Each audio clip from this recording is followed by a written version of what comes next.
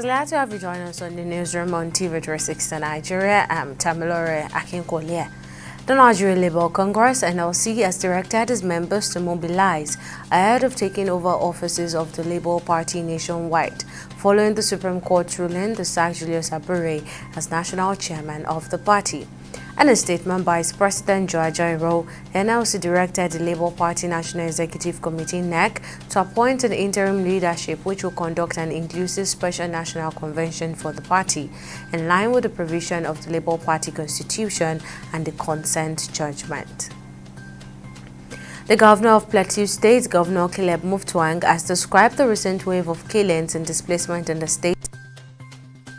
It says the coordinated attacks, particularly in Boko's local government area, are beyond resource-based conflict and appear to be the work of terrorist groups aiming to wipe out the entire communities. According to the governor, over 64 communities in Bokos, Bakin Ladi and Riyom local government areas have already been taken over by bandits, leaving thousands displaced and entire villages sacked. And 11 governors of the People's Democratic Party (PDP) have filed a suit at the Supreme Court challenging President Bola Ahmed Tinubu's suspension of the democratically elected leadership in Rivers State and the declaration of a state of emergency.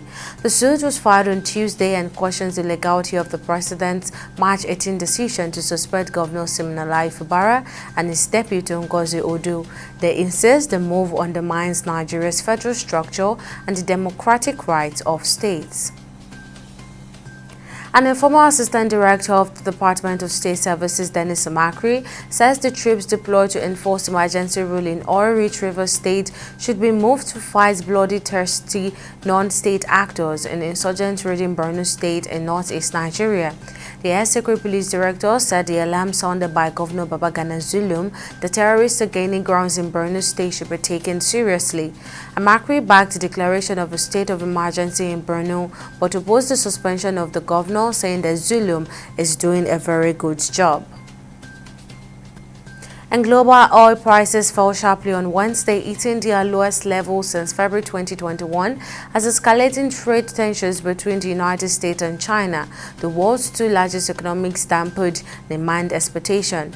Rising supply levels added further pressure in the markets, triggering fresh concerns about a potential global oil glut.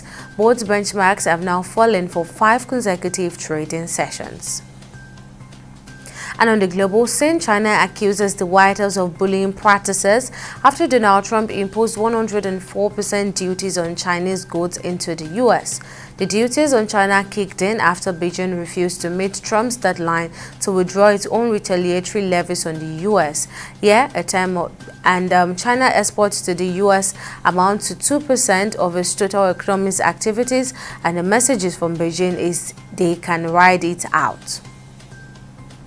And finally, on sports, the governor of Ondo State, Lucky Aiyedatiwa, has approved the dissolution of the management board of the Ondo State Football Agency. The dissolution is to take immediate effect. This was contained in a statement issued by the governor's chief press secretary, Ebenezer Adeniyo, on Wednesday. And those are the stories we're following at the moment. Do join us at the top of the hour for more updates.